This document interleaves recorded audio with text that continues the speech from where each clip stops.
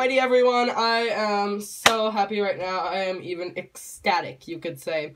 So I was actually just walking by this very cute little ornamental maple tree. It was maybe 3 feet wide, in a sort of circle, and it was only like 4 feet tall. And it seems that since I have just been searching for cocoons so long, I have like an automatic software system built into my brain to constantly be scanning for cocoons. So we walked by this little maple tree, and on the side of this maple leaf, actually, there was this little bulge in the maple leaf. And I was like, that looks way too firm and unnatural. That is not just a normal leaf. And so I just quickly went over and I squeezed it, and it was hard. And it's one of the most satisfying feelings you can ever have, I promise. It's amazing. And so I peeled off the leaf, and sure enough, it was a cocoon. And it wrapped itself to the tree. It's interesting. In the past, I found all of my Polyphemus cocoons on the ground. Now I have found 2 within 1 season, just hanging on the trees. So I guess they've adapted to hanging on the trees as a better way of staying alive, since the ones on the ground usually do get raked up and cut up or burnt or whatever, with all the other leaves in full. So it seems that they have adapted this ability, especially in urban areas, or suburban at least. But anyway, here we have this cocoon. It's definitely alive.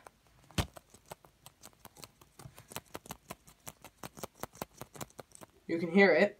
And it looks nice, you know. Looks like a big, healthy cocoon. You can see all of the leaf fragments still on there, all of the indents that it has made. But now, I know that cutting open the other cocoon potentially may have killed it. But now, since it is so late in the season and they are all about to start hatching anyway, I am going to open it up and make sure to close it with some paper towels and mist it daily to keep it humid, just because I cannot stop the urge to look at it. But anyway, we're not going to cut open the whole thing like we did the other one. We're just going to cut a little bit. So, we're going to go ahead, since these are quite tough cocoons, especially after the winter of hardening off, we'll just carefully go at the top, because we do not want to hurt the pupa. So we want to make sure that the pupa is at the bottom, and we can very carefully cut, because we never want to damage our pupa. Because remember, this cocoon is worth much more than, what, $7 or $8 that they sell for, to me. This, like, is a breeding asset for me. This is an opportunity for me, and so I'm going to be very careful with it. I do not recommend this to anybody who's not experienced at this. I know experience doesn't come through not doing anything, but, you know, if you want to be careful, don't do this.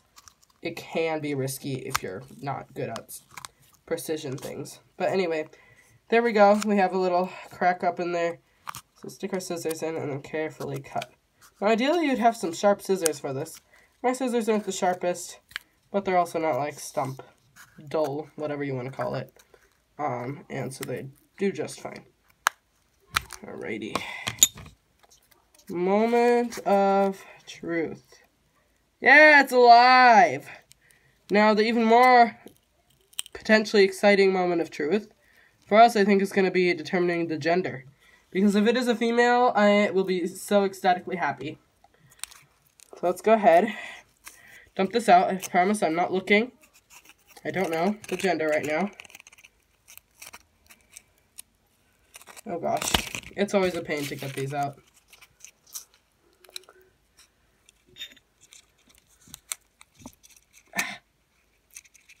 Okay.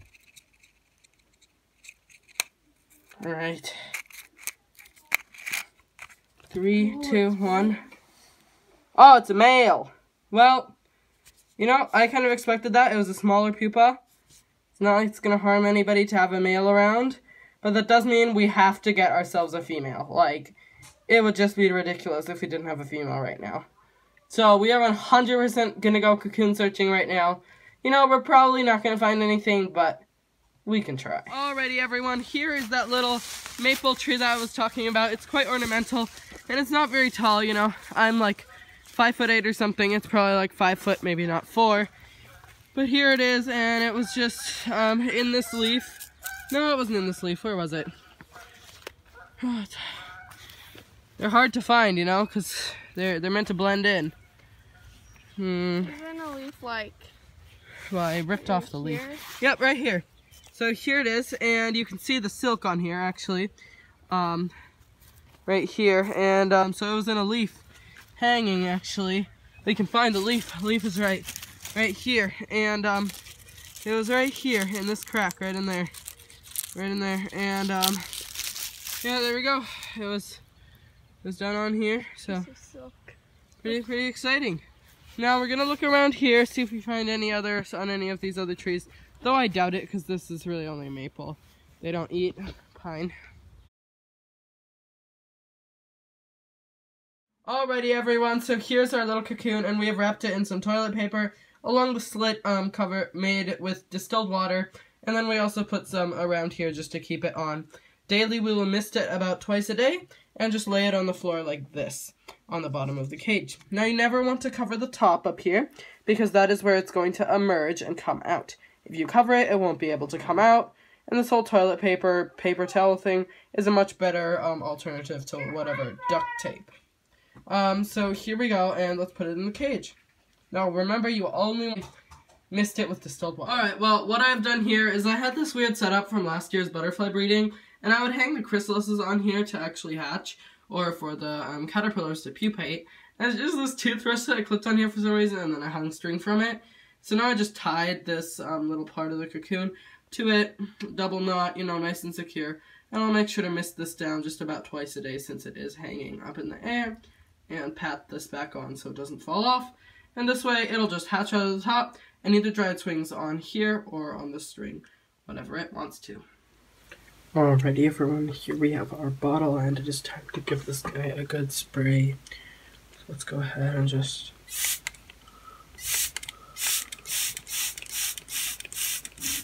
Now I know it is on the wall, but it's not really going to matter all that much.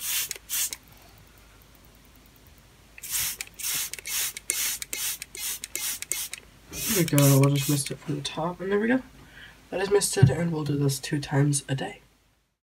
So I did end up putting the cocoon in my trusty pop-up cage here that I have had many cocoons in, just because I felt that in my room the air conditioning wasn't quite right and it could have dried out the cocoon.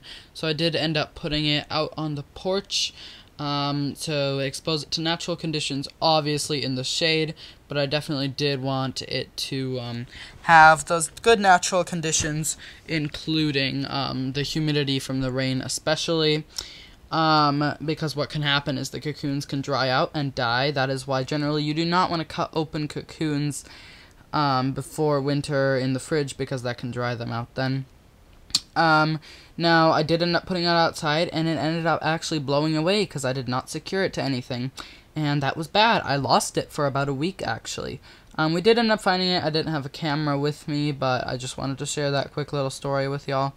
And yeah, just lesson learned there, I guess. Make sure you always secure all of your cages, no matter what's in them, to the ground, because otherwise your precious whatever inside can fly away, which is sad. But that is what we ended up doing, and this is what happened next. Alrighty everybody, so something super exciting just happened.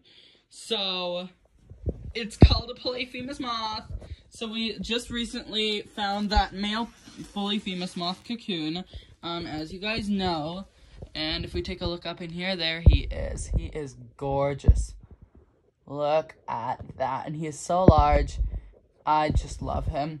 But anyway, what we have to do now is we need to make sure and see if is this female alive. So I've had her for quite a while, and my first sign that she's dead is that she's all dark like this. Generally they'll be nice and light brown. Show a picture. But this one's really dark like this. Now another point I can see is she's very light.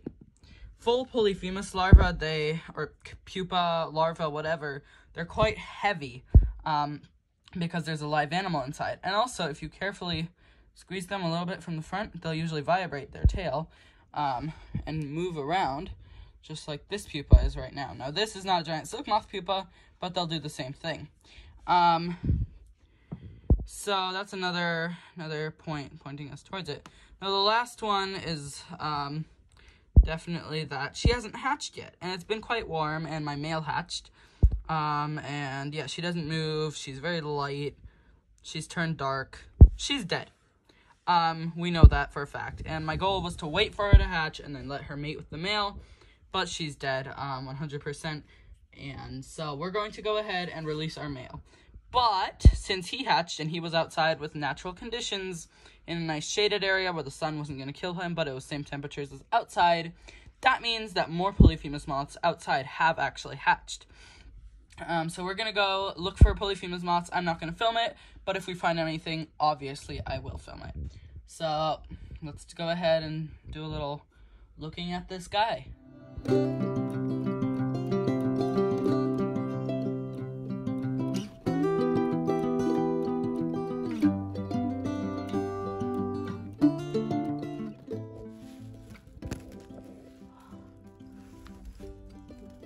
does he want to fly? I don't know, he wants to get out, find a mate.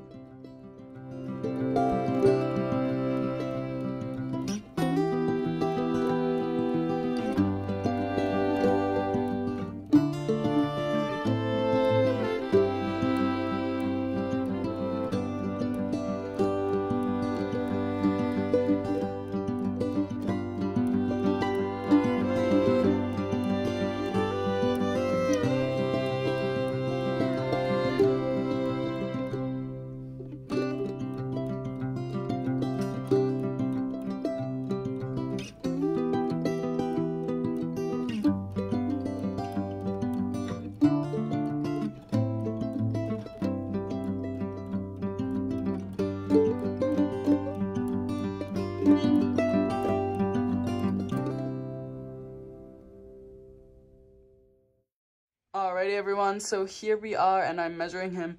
He is just about 5.5 inches long with his wings outstretched, which is pretty awesome. The bottom of his wings, these two little ones here, are almost 3 inches wide, and in the middle he is about 3.5 inches tall, so that's quite interesting.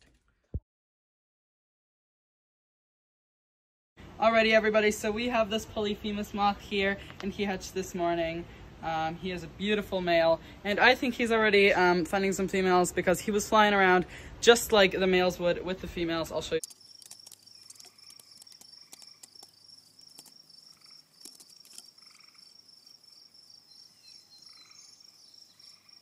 But anyway, he's gonna fly hopefully pretty soon and go find some females. There he is.